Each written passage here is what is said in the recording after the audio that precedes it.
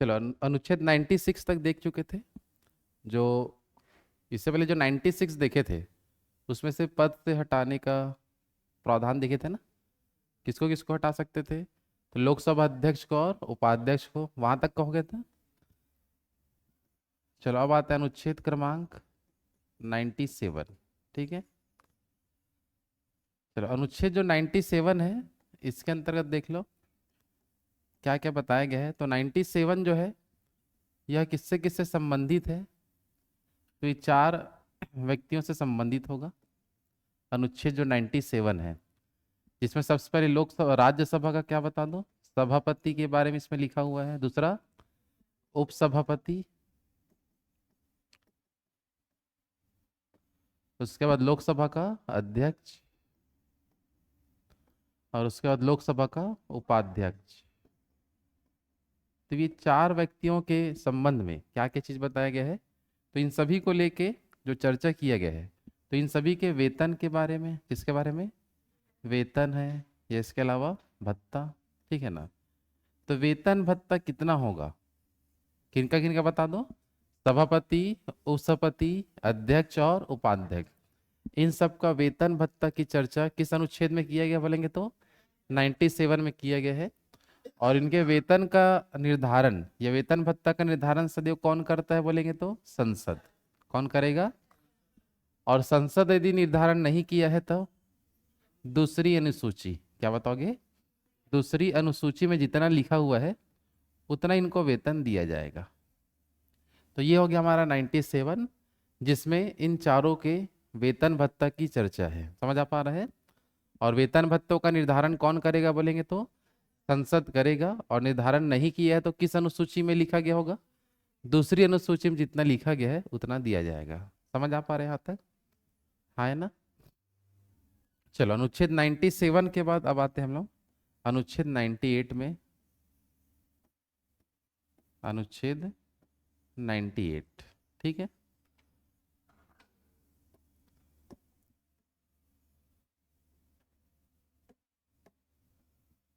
चलो अनुच्छेद जो 98 है इसमें किसके बारे में बताया गया है? तो इसके अंतर्गत लिखा गया है संसद का सचिवालय के बारे में। क्या किसके बारे में लिखा है बताओ? संसद का सचिवालय।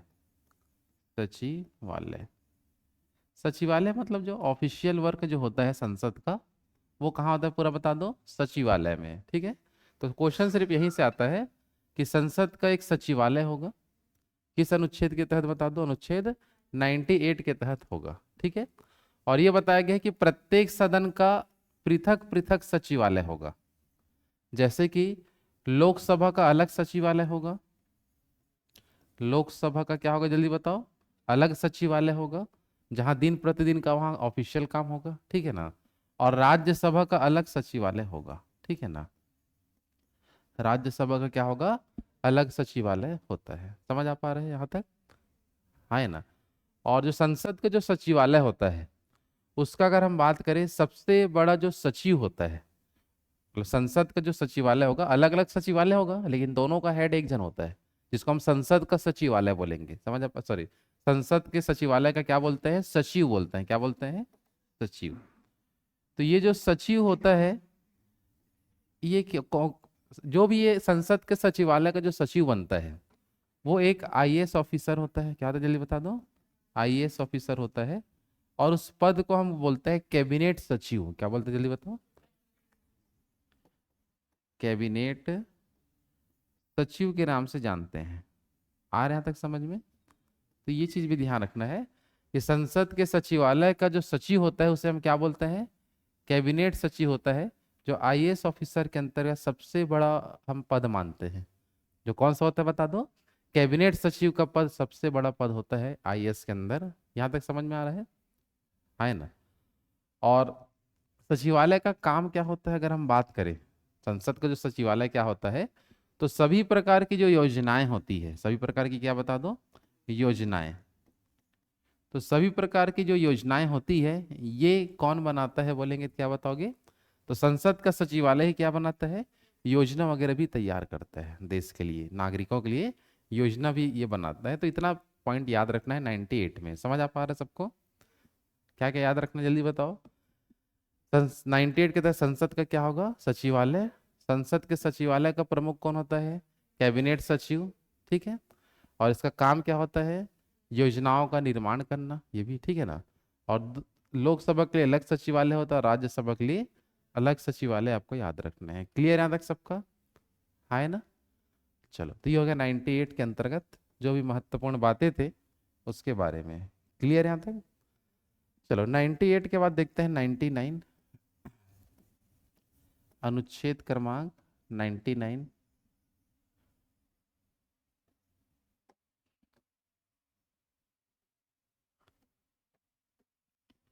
चलो, अनुच्छेद जो 98 है इसके अंतर्गत किसके बारे में लिखा गया है?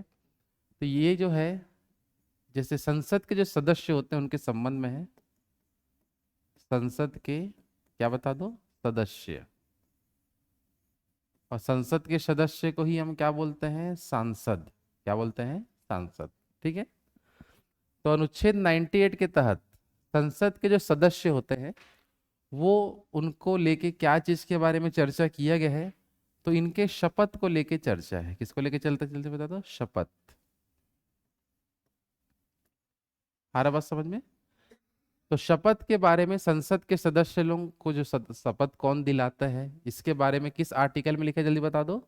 99। तो संसद के जो प्रत्येक सदस्य होते हैं उनको शपथ कौन दिलाता है? अगर क्वेश्चन है तो इनको शपथ दिलाता है राष्ट्रपति। कौन दिलाता है? और इसके अलावा एक ऑप्शन और है, राष्ट्रपति द्वारा नियुक्त व्यक्ति, या क्या बोल सकते हैं? राष्ट्रपति द्वारा नियुक्त व्यक्ति। राष्ट्रपति द्वारा नियुक्त व्यक्ति भी इनको क्या दिला सकता है? शपथ दिलाता है। ठीक है। ये जो शपथ लेते हैं, इस क्या चीज के बाद शपथ को लेके और भी जो चर्चा है वो किस अनुसूची के तहत इन लोग शपथ लेते हैं बोलेंगे तो? तीसरी अनुसूची। क्या बताओगे? तीसरी अनुसूची। तो तीसरी अनुसूची में जो लिखा हुआ है उसके तहत इन लोग क्या लेते हैं? शपथ। तो अनुच्छेद 98 किससे संबंधित है बोलेंगे तो? संसद के सदस्यों के शपथ ग्रहण से संबंधित है। इनको शपथ कौन दिलाता है बोलेंगे तो क्या बताओगे? राष्ट्रपति या राष्ट्रपति द्वारा नियुक्त व्यक्ति दिला सकता है। किस अनुसूची के तहत दिलाते हैं? तीसरी अनुसूची में जो प्रावधान है उसके तहत उनको शपथ ग्रहण करवाया जाता है। समझ आ पा रहा है ना? चलो, तो फिर से एक बार देख लो अभी हम क्या क्या देखे। 97 क्या था? जल्दी बता दो। सभापति, उपसभापति, अध्यक्ष और उपाध्यक्ष का वेतन भत्ता कौन निर्धारण करता है? संसद। और नहीं किए है तो दूसरी अनुसूची के तहत देंगे। फिर अपन आए 98 में। 98 क्या था? जल्दी बताओ। संसद का सचिवालय। ठीक है। फिर अपन आता है 99। तो 99 में किसके बारे में चर्चा है? जल्दी बताओ। संसद के सदस्यों का शपथ। संसद के सदस्य को ही हम क्या बोलेंगे? तो सांसदों को शपथ कौन दिलाता है? तो राष्ट्रपति या राष्ट्रपति द्वारा नियुक्त जो भी व्यक्ति होगा वो दिलाएगा। यहां तक क्लियर सबका? है ना। चलो, अब आते हैं अनुच्छेद क्रमांक 100 में। चलो, अनुच्छेद जो 100 है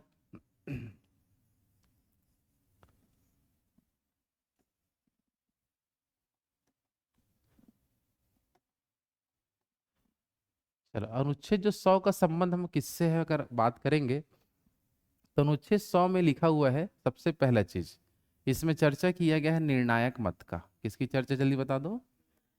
निर्णायक मत। निर्णायक मत। ठीक है ना। अब बात आता है कि निर्णायक मत किसे कहते हैं बोलेंगे तो निर्णायक मत उसे कहते हैं जिस पर निर्णय टिका होता है। जैसे कि हम बात करते हैं लोकसभा में, किसका बात करते हैं? कि लोकसभा में किसी चीजों को लेके चुनाव करवाया गया, मतदान कराए, और मत क्या आ जाता है? बराबर। मत क्या आ गया? जल्दी बता दो। बराबर। तो उस समय निर्णायक मत कौन दे सकता है बोलेंगे तो लोकसभा का अध्यक्ष। कौन देगा? जल्दी बताओ। और यही सेम प्रोसेस अगर राज्यसभा में होता है तो राज्यसभा में निर्णायक मत कौन दे सकता है बोलेंगे तो सभापति। कौन देगा? जल्दी बताओ। तो ये चीज याद रखना, अनुच्छेद 100 के तहत लोकसभा में निर्णायक मत देने का पावर किसके पास होता है?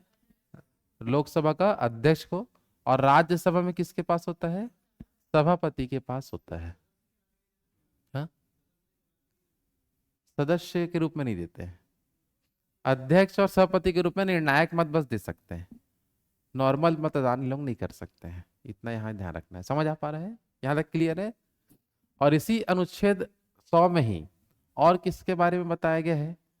तो संसद के जो बैठक होते हैं, ठीक है ना, तो संसद के बैठक का जो गणपूर्ति होता है, गणपूर्ति, उसकी भी चर्चा यहाँ किया गया। गणपूर्ति को ही इंग्लिश में बोलते हैं कोरम। क्या बोलते हैं?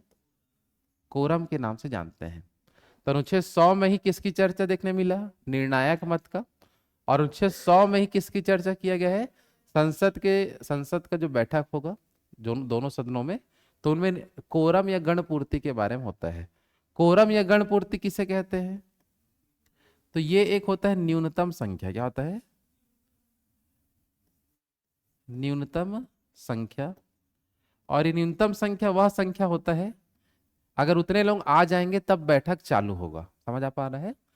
जब तक मिनिमम लोग नहीं आ जाते, जिसमें इतना लिखा हुआ है, उतने लोग आएंगे तब बैठक अपन प्रारंभ कर सकते हैं। उसी को ही गणपूर्ति बोलते हैं। या संसद सदस्यों की न्यूनतम संख्या बोलेंगे, उनके आने के बाद ही सदन का कार्यवाही चालू होगा। यहाँ तक क्लियर है सबका? तो संसद के बैठक का जो गणपूर्ति या जो कोरम होता है, वो होता है कुल सदस्य का 1/10। कितना होता है जल्दी बता दो? कुल सदस्य का अगर 1/10 अगर आ जाते हैं, तभी सदन में कुछ भी प्रकार की कार्यवाही या बैठक जो होता है प्रारंभ करते हैं। समझ आ पा रहा है? तो कुल का 1/, जब तक नहीं आएंगे तब तक सदन का कार्यवाही चालू होगा क्या? नहीं होगा। यहाँ तक क्लियर है सबका? और मान लो कि गणपूर्ति पूरा नहीं होता है, कंप्लीट नहीं होता है, तो उस परिस्थिति में क्या किया जाएगा? तो या तो अध्यक्ष हो या सभापति हो, उस समय क्या करेगा? अगर गणपूर्ति पूरा नहीं होता है तो उस समय सदन को स्थगित किया जाता है। क्या करते हैं? स्थगित। तो क्वेश्चन आता है, सदन को स्थगित कौन कर सकता है? तो राज्यसभा का बात है तो सभापति कर सकता है, और लोकसभा का बात है तो अध्यक्ष कर सकता है। समझ आ पा रहे हैं? और कब स्थगित कर सकता है बोलेंगे तो जब गणपूर्ति पूरा नहीं होता है, तो उस समय सदन को क्या किया जा सकता है? तो स्थगित कर सकते हैं। याद रखना है। समझ आ पा रहे हैं? या स्थगित करने का भी ऑप्शन होता है कुछ समय के लिए, या तो निलंबित भी किया जा सकता है। निलंबित कि कुछ समय, जब तक 1/10 लोग नहीं आ जाते तब तक सस्पेंड हो जाता है, जो भी सदन है निलंबित कर देते हैं। तो ये दोनों किया जा सकता है। तो सदन को स्थगित और निलंबित कब कर सकते हैं जल्दी बता दो? जब क्या पूरा ना हो? गणपूर्ति अगर पूरा नहीं होता है तो उस समय सदन को या तो स्थगित कर देंगे कुछ समय के लिए, या तो सीधा निलंबित कर देंगे। कितने दिन तक हम देखेंगे भाई कि सदन में इतने आते हैं कि नहीं आते हैं, ऐसा करके। समझ आ पा रहे हैं यहाँ तक? तो ये हो गया अनुच्छेद क्रमांक 100। क्लियर है सबके यहाँ तक? तो अनुच्छेद 100 सबको समझ में आ रहा है? क्या है जल्दी बता दो? किससे रिलेटेड है ये? निर्णायक मत से संबंधित है। और क्या बताओगे? गणपूर्ति। निर्णायक मत कौन कौन दे सकते हैं? अध्यक्ष और सभापति। गणपूर्ति क्या होता है? एक प्रकार का न्यूनतम संख्या, जितने लोग आने के बाद सदन का कार्यवाही चालू करेंगे। कितने लोगों को कम से कम आना है? 1/10, तब सदन की कार्यवाही चालू होगा। समझ आ पा रहे हैं यहाँ तक? और गणपूर्ति पूरा नहीं होगा तो क्या क्या किया जा सकता है? तो पहला चीज, स्थगित कर सकते हैं, कुछ समय के लिए होता है ये। और निलंबित कुछ दिनों के लिए कर सकते हैं अपन। समझ आ पा रहे हैं यहाँ तक? हाँ है ना? ठीक, आगे बढ़े।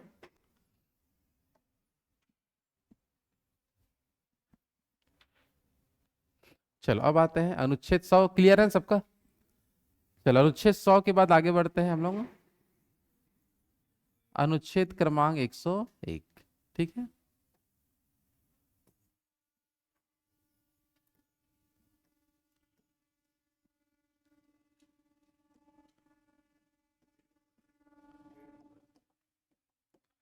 चलो अनुच्छेद क्रमांक 101 में देखो क्या बताया गया है।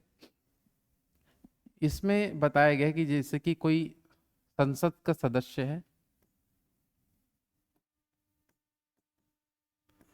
ये कोई ऐसा एक सदस्य है जो, इसके बारे में हम देखेंगे, दो प्रकार की चर्चा देखते हैं।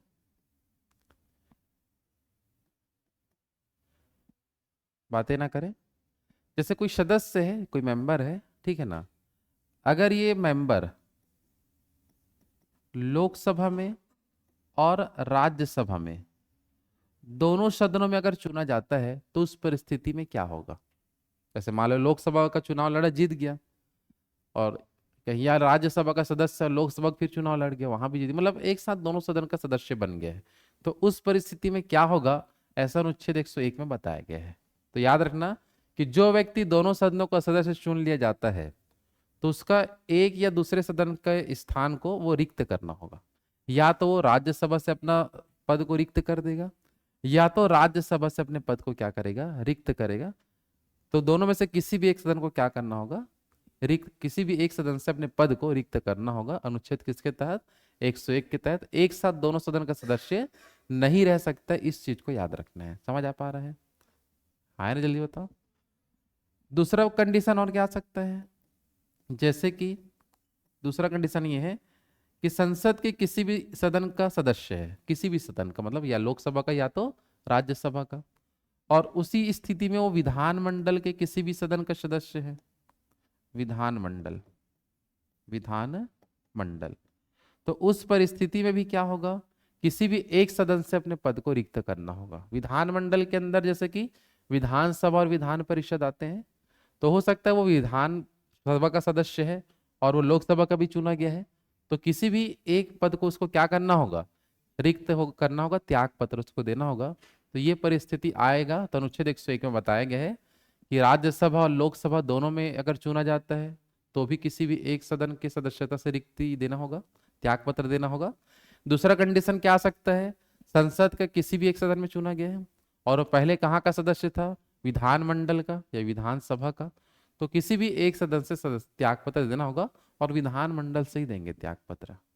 क्या समझ आ पा रहा ना? जैसे कोई विधायक है वो सांसद बन गया, तो विधायक पद से क्या होगा, त्याग पत्र देगा। किस अनुच्छेद में यह लिखा है, 101 में ये नियम है, ऐसा करना होगा उनको। आए कि नहीं समझ में? क्लियर सब कहाँ तक? ठीक। चलो इसी में देखेंगे, अनुच्छेद 101 में एक तो बता दिया गया है कि त्याग पत्र देना होता है, ठीक है ना। अगर दोनों सदनों में चुना जा, किसी भी दो सदन में चुना जाता है, चाहे विधानमंडल का हो चाहे संसद का हो, तो उनको क्या देना होता है, जल्दी बता दो, त्याग पत्र देना होगा। क्लियर सब कहाँ तक? अब बात ये आता है कि यहाँ पर जो त्याग पत्र को लेके, त्याग पत्र, तो यहां बताया गया है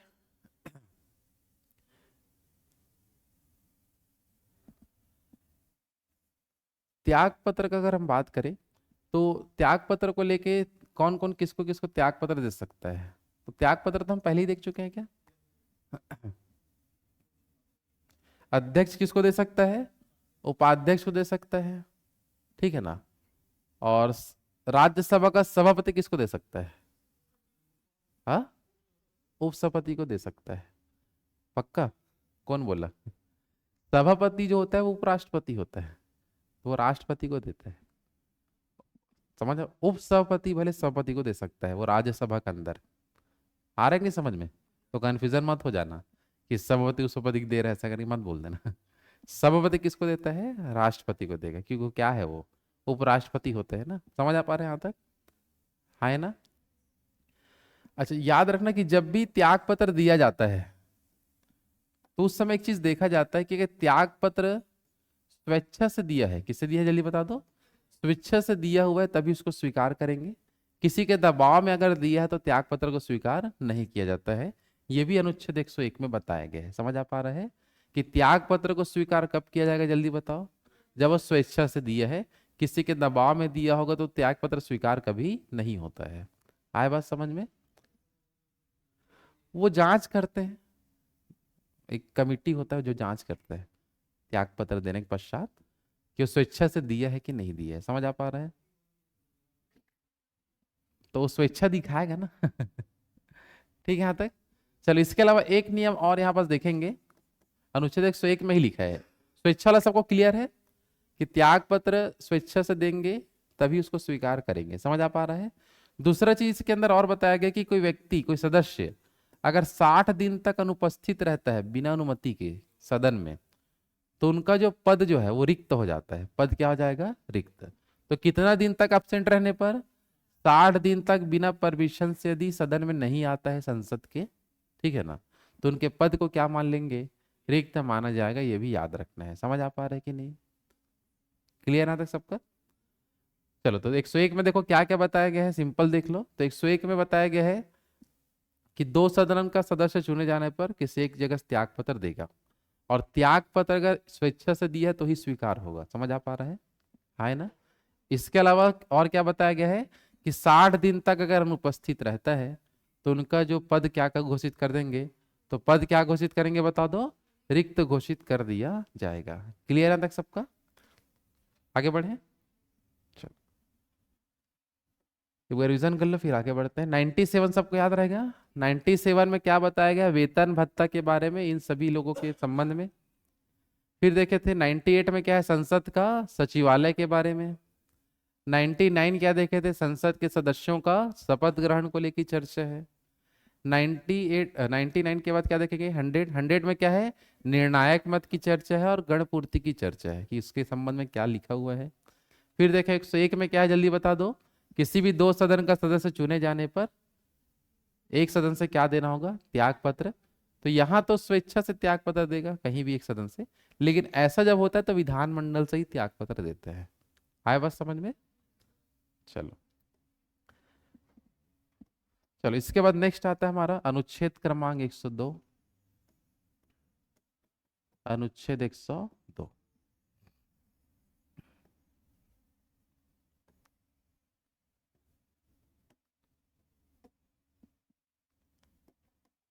चलो, अनुच्छेद क्रमांक 102 है। इसके अंतर्गत क्या चीज की चर्चा है? तो संसद की जो संसद के जो सदस्य जो होते हैं उनकी योग्यता और शर्तों को लेके चर्चा है। किसको लेके चर्चा है जल्दी बताओ? योग्यता एवं शर्तें। इसकी चर्चा आपको यहां देखने मिलेगा। ठीक है? तो संसद के सदस्यों की योग्यता और क्या बता दो? शर्तें। क्या क्या होगा जिसके पश्चात वो संसद के सदस्य बन सकते हैं? तो सबसे पहला अगर हम देखें यहां से, तो सबसे पहला चीज है वो लाभ के पद पर ना हो। लाभ के पद पर, लाभ के पद पर ना हो। क्लियर सबके यहां तक? वह पागल ना हो। क्या ना हो जल्दी बताओ? वह दिवालिया। समझ आ पा रहे हैं? लाभ के पद पर ना हो, पागल ना हो, समझ में आ रहा है? दिवालिया ना हो। इसके अलावा भारत का नागरिक हो। ठीक है ना? क्या हो जल्दी बता दो? भारत का नागरिक हो। और इसके बाद आता है कि जो संसद के द्वारा जो भी नियम बनाया गया हो उसके अनुरूप पालन कर रहा हो। ठीक है ना? और मुख्य रूप से 10वीं अनुसूची के तहत, कौन सा अनुसूची? 10वीं अनुसूची के तहत जो दल बदल कानून का, मतलब उसके खिलाफ, उस मतलब दल बदल कानून का विरोध ना करता हो। अगर दल बदल किया होगा तो उसको लिए वो 102 के तहत योग्यता शर्तों के अंतर्गत उसको हटा दिया जाएगा। समझ आ पा रहा है? हाँ, है ना? तो अनुच्छेद 102 में क्या क्या लिखे जल्दी बता दो? लाभ का पद, इसके बाद पागल, दिवालिया, भारत का नागरिक, संसद के द्वारा बनाया गया कानून के अनुरूप होना चाहिए, और 10वीं अनुसूची का भी पालन कर रहा हो। समझ आ पा रहे हैं यहाँ तक? तो यह अनुच्छेद 102 में संसद की जो सदस्यता जो होती है, अगर इसी को बोल दिया निर्हरताएं करके, क्या बोल देता है? निर्हरताएं। योग्यता शर्तें बोलेंगे तो ये काफी है। निर्हरताएं का मतलब ये होता है कि अगर वो ऐसा हो जाता है तो सदस्य नहीं रहेगा। जैसे इसी में उल्टा बोल सकता हूं, लाभ का पद धारण कर लिया हो तो उसकी निर्हरताओं में के तहत उसको सदस्यता नहीं दिया जाएगा। निर्हरताएं जब बोलते हैं ना तो ऐसा हो गया हो ऐसा वाला बोलेंगे। समझ आ पा रहा है? जैसे क्या नेगेटिव, निर्हरता शर्ते में नेगेटिव रहता है। निर्हरताएं मतलब ये होता है कि वो अगर ऐसा हो गया तो हटा देंगे। जैसे कि लाभ का पद धारण कर लिया हो। समझ आ पा रहा है? पागल हो, इसके अलावा दिवालिया हो, भारत का नागरिक ना हो, संसद के द्वारा बनाए गए विधि का पालन ना कर रहा हो, 10वीं अनुसूची का पालन ना कर रहा हो, तो ये सब उनकी निर्भरताएं हैं जिसके तहत उनको हटाया जाएगा 102 के तहत। तो दोनों कंडीशन इसी में लागू हो जाता है 102 में। आ रहा बात समझ में? आए ना? चलो आगे बढ़े। चलो 102 के बाद देखते हैं अनुच्छेद क्रमांक 103।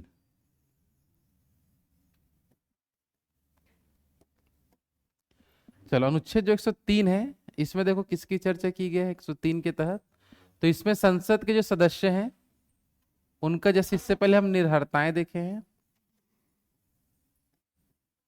अगर संसद के सदस्यों के संबंध में निर्भरताओं से संबंधित प्रश्न उठता है, निर्भरताओं से संबंधित प्रश्न उठने पर, प्रश्न उठने पर उसका निर्धारण या फैसला कौन करता है। जैसे कि निर्भरताएं अभी जैसे बताया कि सिंपल याद रख लो कि 102 में संसद की निर्भरताओं की भी चर्चा किया गया है, जिसको हम क्या बोलेंगे, जैसे बताओ क्या क्या बोला मैं, कोई लाभ का पद धारण कर लिया तो वो निर्भरता के अंतर्गत आएगा, ठीक है ना। दूसरा क्या बताएंगे, वह पागल है, कोई ऐसा प्रश्न उसके ऊपर आया जा रहा है, ठीक है ना। इसके अलावा दिवालिया घोषित हो गया हो, भारत का नागरिक नहीं है ऐसा बोल दिए, समझ आ रहा है ना। तो इस टाइप का जब भी किसी मेंबर के ऊपर, संसद के सदस्यों के ऊपर निर्भरताएं का प्रश्न उठ गया कि ये लाभ का पद धारण कर लिए लेकिन यहाँ बताया नहीं है किसी का, ऐसा वाला, समझ में आ रहा है। तो इसके बारे में ये एक अलग से अनुच्छेद बना है कि निर्भरताओं से संबंधित जब भी प्रश्न उठेगा किसी भी सदस्य के ऊपर, तो इसका फैसला कौन करता है कि वो सही है कि गलत है। तो इसका निर्धारण कौन करता है बोलेंगे तो आप बताओगे राष्ट्रपति। कौन करेगा, राष्ट्रपति। तो एग्जाम में सीधा क्वेश्चन ही आएगा कि संसद के सदस्यों पर निर्भरताओं से संबंधित प्रश्न उठने पर उसका विनिश्चय, ऐसा का लिखा रहता है, तो उसका विनिश्चय कौन करता है, राष्ट्रपति। लेकिन इस समय राष्ट्रपति जो है वह किससे राय लेता है, किससे सलाह लेता है, तो आप बताएंगे निर्वाचन आयोग से। किससे लेता है, निर्वाचन आयोग। तो निर्वाचन आयोग के सलाह पर इसका क्या किया जाता है, विनिश्चय किया जाता है। तो किसी भी मेंबर पर क्या होने पर, जल्दी बताओ, निर्भरताओं से संबंधित प्रश्न उठ गया, समझ में आ रहा है कि किसी और देश का नागरिक है लेकिन यहाँ का नागरिकता भी लिया हुआ है, ऐसा कोई सदस्य उसके ऊपर प्रश्न उठा दिया, तो उस समय उसका फैसला कौन करेगा, राष्ट्रपति करता है। किस आर्टिकल के तहत, 103 के तहत नियम है, उसका फैसला कौन करेगा, राष्ट्रपति। किसके सलाह, किससे राय ले सकता है इसमें, निर्वाचन आयोग से क्या ले सकता है, चुनाव आयोग से सलाह ले सकता है। क्लियर है तक सबका, है ना। चलो इसके बाद जो महत्वपूर्ण अनुच्छेद उसी का हम देखेंगे एकदम कंटिन्यू। अब इसके बाद कुछ अनुच्छेद ऐसे जो इंपॉर्टेंट नहीं है, समझ आ पा रहे हैं। इसके बाद का जो इंपॉर्टेंट अनुच्छेद है आपको याद रखना है, अनुच्छेद 108। अब मेन हमें देखना है, मेन समझ आ पा रहे हैं, जो एग्जाम में हमको पूछा जाता है उसी उसी का आगे बता रहा हूँ, समझ आ रहा है। तो अनुच्छेद 108 सीधा याद रखना है, 4 को नहीं लिखा रहा हूँ, वही तो बोला भाई, इंपॉर्टेंट को लिखा रहा हूँ, ऐसे बता रहा हूँ ना, आवश्यक वाला बस, ठीक है। तो अनुच्छेद 108 जो है वेरी वेरी इंपॉर्टेंट, इसमें क्वेश्चन आता है कि अनुच्छेद 108 में किस बातों की चर्चा किया गया है। तो इसमें है संयुक्त अधिवेशन की, किसका है, संयुक्त बैठक, संयुक्त बैठक या अधिवेशन।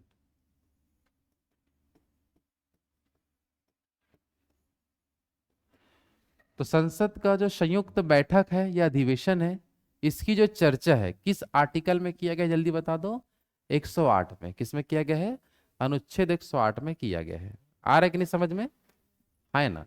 अब जो संयुक्त अधिवेशन है, संयुक्त बैठक के बारे में क्या क्या आपको याद रखना है, तो सबसे पहला चीज यहाँ देखो, पॉइंट याद रखना है कि जो संयुक्त अधिवेशन है कुछ दशाओं में लगाया जा सकता है, और संयुक्त अधिवेशन से संबंधित जो नियम है वो किस देश के संविधान से लाया गया है, तो आपको बताना है ऑस्ट्रेलिया। कौन सा देश बता दो, ऑस्ट्रेलिया के संविधान से लाया गया है। क्लियर है सबका, है ना। और यहां देखेंगे जब भी संयुक्त अधिवेशन लगाया जाएगा तो अनुच्छेद 108 में नियम है कि उसकी अध्यक्षता कौन करता है। ये क्वेश्चन बहुत बार आता है। तो संयुक्त अधिवेशन की अध्यक्षता सदैव कौन करता है, तो लोकसभा का अध्यक्ष। कौन करता है, लोकसभा का अध्यक्ष। क्लियर ना तक सबका। तो संयुक्त अधिवेशन की अध्यक्षता कौन करता है, जल्दी बता दो, लोकसभा का अध्यक्ष करेगा। यहां तक क्लियर सबका। संयुक्त जो बैठक होता है उसमें कुल मत कितने होते हैं, संयुक्त बैठक का मतलब क्या है कि दोनों सदन वाले एक साथ आके बैठते हैं। समझ आ पा रहा है? आए ना? क्लियर है सबका? और संयुक्त बैठक की अध्यक्षता कौन करता है बोलेंगे? क्या बताओ कि लोकसभा का अध्यक्ष। और इस समय कुल मत कितने होते हैं? तो 790 मत होते हैं। कितने होते हैं? 790। जिसमें 500 जो 45 है वो कहाँ की, जल्दी बताओ? लोकसभा। और 245 राज्यसभा वाले मतदान कर सकते हैं। समझ आ पा रहा है ना? तो कितने टोटल बता दो? 790 कुल मत होते हैं। और संयुक्त अधिवेशन में किसी चीज को अगर पारित करना है, किसी विधेयक को पारित करना है, तो उस समय 395 मत अगर आ जाता है तो वो चीज पारित माना जाएगा। कभी देखो ये क्या होता है, संयुक्त अधिवेशन कब बुलाते हैं? तो दोनों सदनों के बीच जब मतभेद हो जाता है। क्या हो जाता है? मतभेद। मतभेद रहता है कि मतभेद रहता है? डर रहता है क्या? ठीक है ना? तो दोनों सदनों के बीच अगर मतभेद की स्थिति आ जाता है कि एक विधेयक अपन लाते हैं लोकसभा में, फिर वो पारित होकर राज्यसभा में गया, लेकिन राज्यसभा उसको पारित ही नहीं कर रहा है। समझ आ रहा है? या राज्यसभा कोई विधेयक लाया, उसको लोकसभा पारित ही नहीं कर रहा है, तो उस समय कोई कानून बन पाएगा क्या? नहीं। तो राष्ट्रपति कहते हैं कि दोनों को एक साथ बैठा हुआ।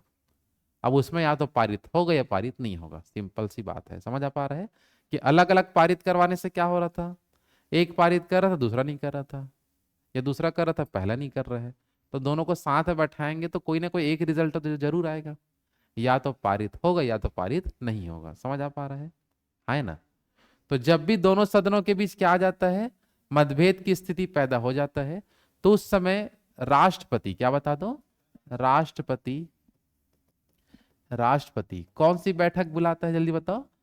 संयुक्त अधिवेशन बुलाएगा, संयुक्त बैठक बुलाता है। और उसकी अध्यक्षता कौन करता है? लोकसभा का अध्यक्ष। कुल कितने मतदान होते हैं इस समय? कुल 790 मत होते हैं। जिस और विधेयक को पारित करने के लिए कितना मत चाहिए? 395। यहां तक क्लियर सबका? और संयुक्त बैठक का प्रावधान किस देश के संविधान से लिया गया है? ऑस्ट्रेलिया के संविधान से लिया गया है। यहां तक समझ में आ रहा है ना? अब जैसे कि इसमें हम कंडीशन देखते हैं, कारण कि कौन कौन सा ऐसा रीजन होगा जिसके तहत संयुक्त अधिवेशन बुलाया जाता है। तो पहला चीज होता है कि जैसे कि मान लो कि कुछ विधेयक है, ठीक है ना? एक सदन जो है विधेयक पारित कर दिया और दूसरा सदन उस विधेयक को अस्वीकार कर रहा है। क्या कर रहा है, जल्दी बता दो? अस्वीकार। तो उस समय संयुक्त अधिवेशन बुला सकते हैं। एक सदन विधेयक को क्या कर रहा है, पारित, और दूसरा उस विधेयक को स्वीकार ही नहीं कर रहा है, तो उस समय क्या बुला सकते हैं? संयुक्त अधिवेशन बुलाया जा सकता है। समझ आ पा रहा है कि नहीं, जल्दी बताओ? इसके अलावा जैसे मान लो कोई जैसे कि लोकसभा में कुछ विधेयक आया, और कुछ कुछ विधेयक ऐसा होता है जिसमें राज्यसभा केवल सुझाव दे सकता है। क्या दे सकता है? सुझाव। तो अगर मान लो इस प्रकार से कुछ हमें मुद्दा देखने मिलता है सुझाव को लेके, कि लोकसभा के में विधेयक आता है लेकिन राज्यसभा जो सुझाव दे रहे हैं उस सुझाव को लोकसभा मान ही नहीं रहे, समझ में आ रहा है? तो उस समय भी संयुक्त अधिवेशन बुलाया जा सकता है। तो पहला तो अस्वीकार कर दिए विधेयक को किसी एक सदन द्वारा। दूसरा कंडीशन हो सकता है कि जब सुझाव दिया जाता है तो उसको मानना भी होगा, और सुझाव को अगर नहीं मानते हैं तो बुला सकते हैं संयुक्त अधिवेशन। समझ आ पा रहा है ना? और तीसरा चीज ये होता है कि एक सदन से पारित हुआ और दूसरा सदन 6 माह से अधिक समय तक उस पर कोई विचार ही नहीं कर रहा है, 6 माह से अधिक समय तक उसको रोक के रख दिया है, तो उस समय भी संयुक्त अधिवेशन बुला सकते हैं। समझ आ पा रहे हैं? तो 3 कंडीशन आपको यहाँ याद रखना है। कितने कंडीशन बता दो? 3 कंडीशन। पहला क्या बता दो? एक सदन से पारित हुआ, दूसरा सदन विधेयक को क्या कर दिया? अस्वीकार, तो उस समय राष्ट्रपति बुला सकते हैं। आ रहा समझ में? दूसरा कंडीशन बता दो। एक सदन विधेयक को पारित किया और दूसरा सदन यदि सुझाव दे रहा है तो उसको नहीं मानते हैं तब। तीसरा कंडीशन बता दो। 6 माह से अधिक समय तक विधेयक पर कोई भी विचार नहीं किया गया है, एक सदन से पारित होकर आ गया है और दूसरा सदन कुछ बोल भी नहीं रहा, ना तो अस्वीकार किया ना कुछ सुझाव को दिया है। समझ आ पा रहा है? उसको आगे बढ़ा ही नहीं रहे, तो उस समय भी क्या बुला सकते हैं? संयुक्त अधिवेशन बुला सकते हैं। क्लियर सबका यहाँ तक? है ना? चलो इसके बाद हम देखते हैं आगे, बातें ना करें, कि कौन कौन सा ऐसा विषय है कौन कौन सा ऐसा विधेयक होता है जिस पर संयुक्त अधिवेशन कभी नहीं बुला सकते? तो ये भी क्वेश्चन आता है। तो सबसे पहला चीज बताओगे यहाँ, धन विधेयक के मामले में। कौन सा विधेयक? धन विधेयक। क्योंकि धन विधेयक के अंतर्गत पूरा जो शक्ति है वो लोकसभा के पास होता है। किसके पास होता है? राज्यसभा के पास नहीं होता है, याद रखना है। समझ आ पा रहा है? तो धन विधेयक जब भी लाया जाता है, और अगर मान लो कि लोकसभा पारित कर दिया है और राज्यसभा कुछ सुझाव दे रहे हैं, सुझाव को नहीं भी मानेगा चल जाता है। अगर वो धन विधेयक नहीं होता, सुझाव दे रहा तो मानना पड़ेगा, और नहीं मानेगा संयुक्त बैठक बुलाते हैं। समझ आ पा रहे हैं? लेकिन धन विधेयक के मामले में ऐसा कुछ होगा क्या? नहीं। कि धन विधेयक में पूरी शक्ति किसके पास होता है? लोकसभा के पास। तो राज्यसभा से उतना मतलब होता नहीं है। समझ आ पा रहे हैं? इसलिए धन विधेयक के मामले में क्या नहीं बुला सकते? संयुक्त अधिवेशन नहीं बुलाया जा सकता। ठीक है। दूसरा कंडीशन होता है संविधान संशोधन विधेयक। क्या होता है? संविधान संशोधन। अगर संविधान में कुछ परिवर्तन करना है तो उस संबंध में भी संयुक्त अधिवेशन नहीं बुला सकते, क्योंकि नियम यह कहता है कि संविधान में जब संशोधन करना होता है, क्या करना होता है? संशोधन करना होता है, तो दोनों सदनों से अलग अलग पारित करना होता है उस विधेयक को।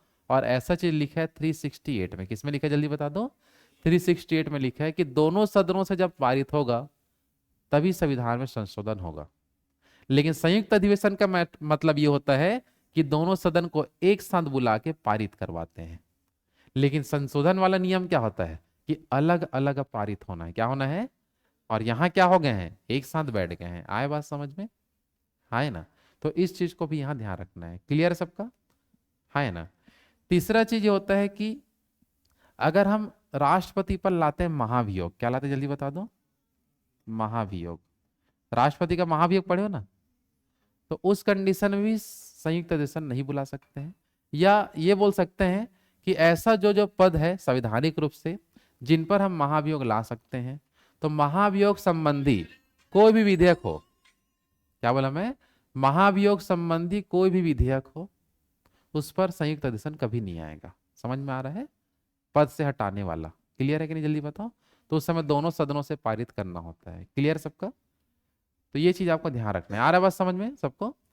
तो संयुक्त अधिवेशन कब बुलाते हैं? जब मतभेद होता है। मतभेद का 3 कंडीशन, ये 3 कंडीशन लिख दिया हूं। पहला अस्वीकार की स्थिति में, दूसरा सुझाव की स्थिति में, और तीसरा 6 माह से अधिक पारित नहीं होने पर मतभेद हो जाता है। तो उस समय राष्ट्रपति क्या बुला सकता है? संयुक्त बैठक। ठीक है। अध्यक्षता कौन करेगा? लोकसभा अध्यक्ष। पारित करने के लिए कितना मत चाहिए उस समय? 395 मत चाहिए। यहां तक क्लियर है? जल्दी बताओ। ठीक है। कभी कोई क्वेश्चन आता है कि यह बता कितने बार संयुक्त बैठक बुलाया जा चुका है राष्ट्रपति के द्वारा? कितने बार संयुक्त अधिवेशन बुला चुके हैं? तो आपको यहां याद रखना कितने बार बुलाया गया है? 4 बार। कितने बार बुला चुके हैं? 4 बार संयुक्त अधिवेशन बुलाया गया अभी तक। ठीक है ना? अभी 4 बार कब कब है? अगर हम देखें कि संयुक्त अधिवेशन कितने बार बुलाया जा चुका है, जल्दी बताओ। 4 बार। कौन कौन से विधेयक को लेके? तो सबसे पहले बुलाया गया था 1961 में। कब बुलाया गया था? 1961। फिर है 1978। फिर है 2002। ठीक है ना? और फिर है 2008। समझ आ पा रहे हैं? तो अब तक कितने बार संयुक्त बैठक बुलाया गया है जल्दी बताओ? 4 बार। सन पूछेगा तो पहला 1961, दूसरा 1978, तीसरा 2002, और चौथा 2008। ठीक है। अब जब ये संयुक्त अधिवेशन बुलाया गया था तो कुछ ना कुछ विधेयक को लेके बुलाया गया था। तो कौन कौन सा विधेयक है उसको आपको यहाँ से याद रखना है। ठीक है। तो विधेयक का हम बात करें तो सबसे पहले 1961 में आया था दहेज उन्मूलन। कौन सा? दहेज उन्मूलन।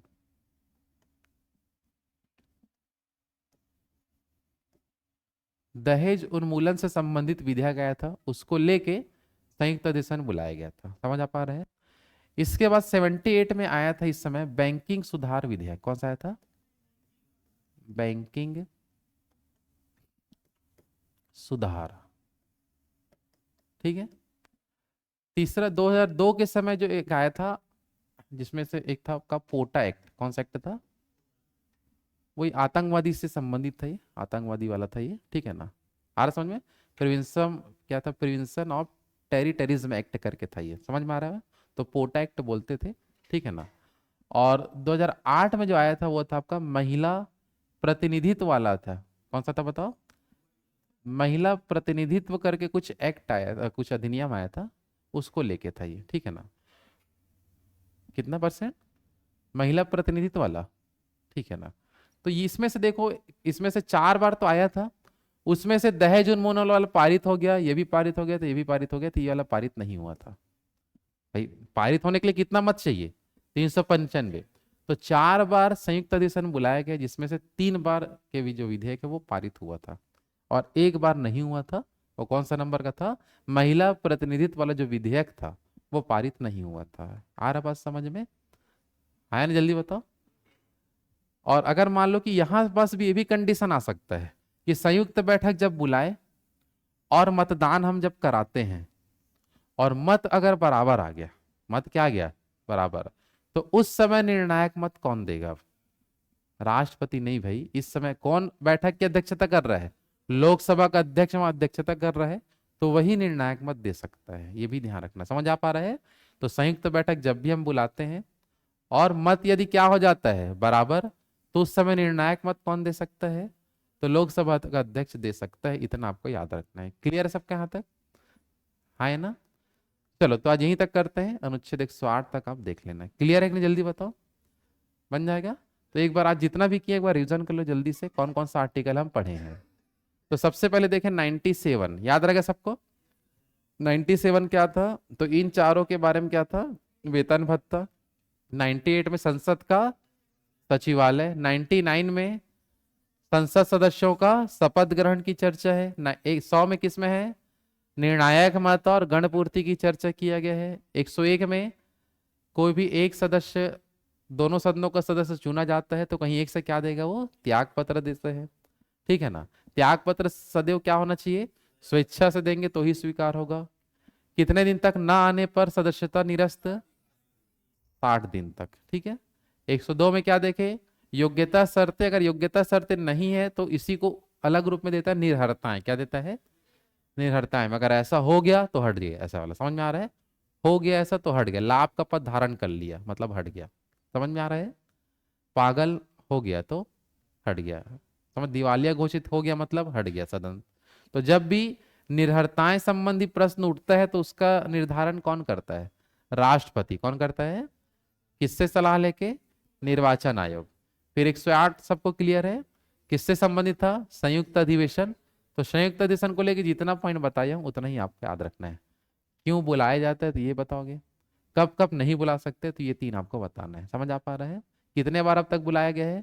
4 बार, जिसमें से 3 बार पारित हुआ, 1 बार नहीं हुआ है। समझ आ पा रहा है? चलो तो आज यहीं तक करते हैं, बाकी कल देखते हैं, ठीक है।